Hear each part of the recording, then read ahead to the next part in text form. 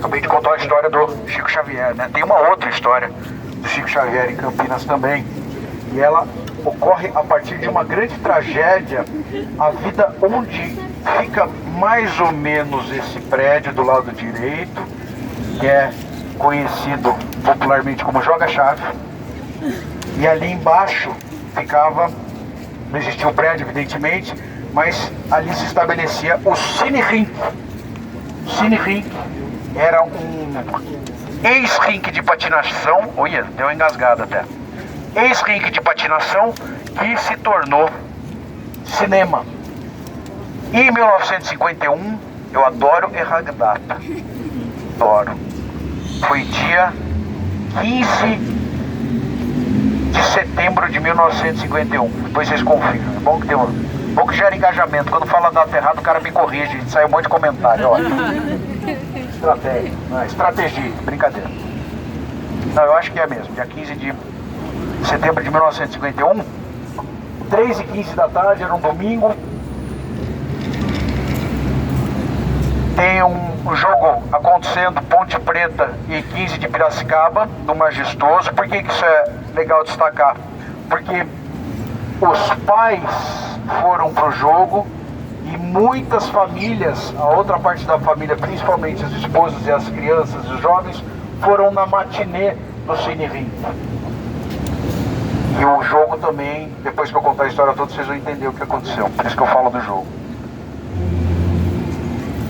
Num dado momento, uma viga de sustentação do telhado se desprende e cai em cima de um tipo de assoalho metálico, que era um assoalho de arame, para evitar que pequenos dejetos, pequenos pedacinhos de madeira caíssem no público.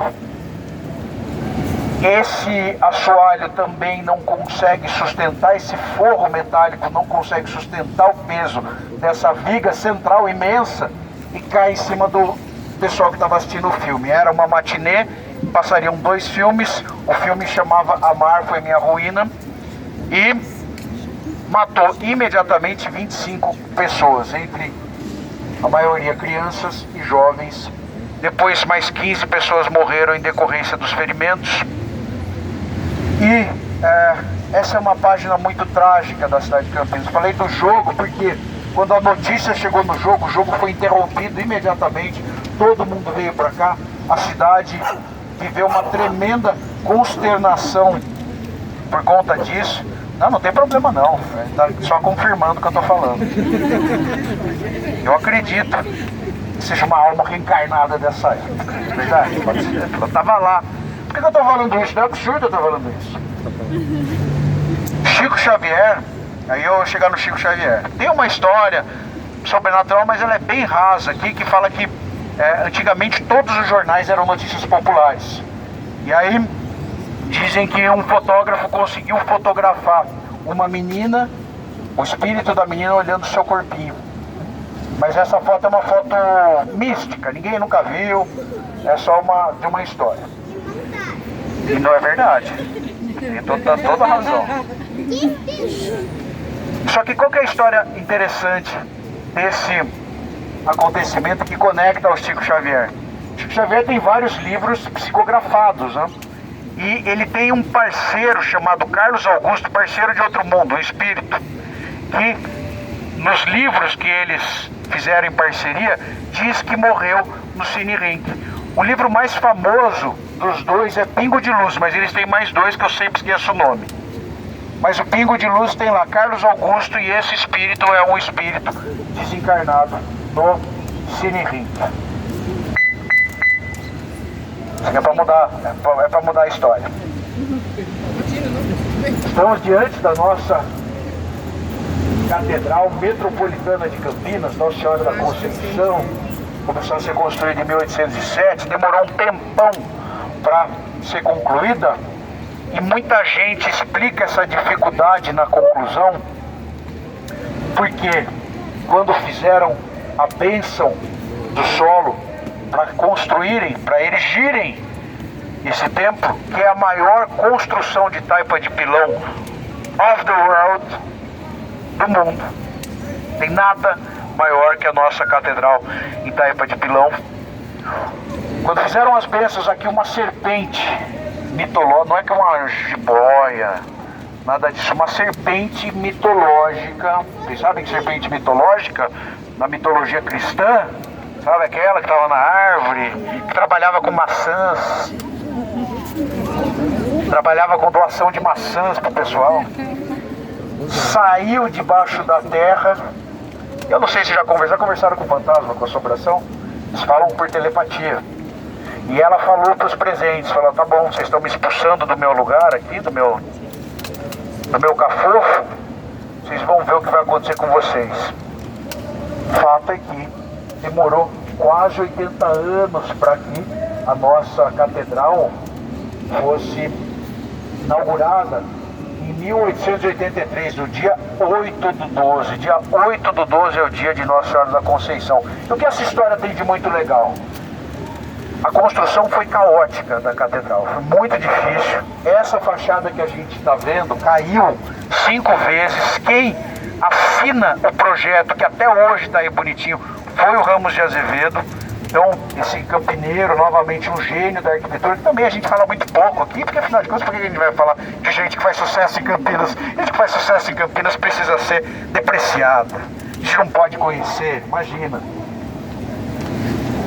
E aí ele constrói, e aí finalmente são concluídas as obras da catedral. O que tem de muito interessante é uma catedral consagrada a Nossa Senhora da Conceição. E se vocês entrarem, não precisa ser agora que a gente está no rolê, se vocês entrarem e derem uma olhada na imagem de Nossa Senhora da Conceição lá no fundo, verão ela pisando a cabeça de uma serpente. O que veio antes? A mitologia ou a imagem? De onde vem essa história? Essa é uma história que de vez em quando aparece em diferentes versões pelo Brasil, de uma serpente próxima a um templo religioso. A gente tem em Araraquara a serpente, a gente tem em Piracicaba, a gente tem em Manaus, a gente tem em Belém, a gente tem num monte de outras cidades, sim, uma serpente pronta para colocar em xeque a fé da comunidade. Eu acho que essa é a história. E por que eu estou falando isso tudo no contexto religioso? Porque a gente, até o implemento da República, até a proclamação da República, tínhamos como religião oficial o catolicismo. Então, por mais que a gente tenha uma influência grande hoje de outras histórias ligadas à mitologia indígena, à mitologia dos povos de África, que são imensos, complexos e não se condensam em um tipo de origem só. Por isso que eu falo povos de África, tem um monte de tipo de mitologia diferente. A gente também é muito influenciado pela mitologia católica. Não estou falando de religiosidade, estou falando de mitologia, porque a gente tem isso, sim, imediatamente influenciando a nossa cultura. Tanto que a gente aqui, só uma consideração, eu sou roteirista também, de vez em quando participo de alguns encontros de roteiristas, principalmente roteirista de terror, não sei o quê. E eu sempre falo para os caras, eu acho que a nossa vocação, nosso terror é muito colonizado pelo terror americano. E a cultura americana, aqui não é nenhuma crítica, tá, a eles, a cultura americana é muito protestante. E para os protestantes, tudo é meio demônio. Pra gente não é. Não adianta você tentar enquadrar num filme o Saci como um capeta, ou um orixá como um demônio, ou o Anhangá como um demônio. Então, eu gosto muito dos nossos filmes que administram o fantástico dentro do realismo fantástico e não do terror. Lobisomem pra gente, legal, é o de Roque Santeiro. Aquilo faz até sentido para as pessoas, afinal de contas sua avó já contou uma história de lobisomem, o tio, quer dizer, tá no contexto da nossa cultura essa figura mitológica, diferente dos americanos que vem tudo como o diabo, entra um capeta, entra numa freira e mata os outros, ou não sei o que, o Jason, o demônio. A gente não tem muito isso aqui, não adianta querer falar que é, entendeu? Enfim, isso é um pouquinho desse outro aspecto também do nosso rolê, tá bom?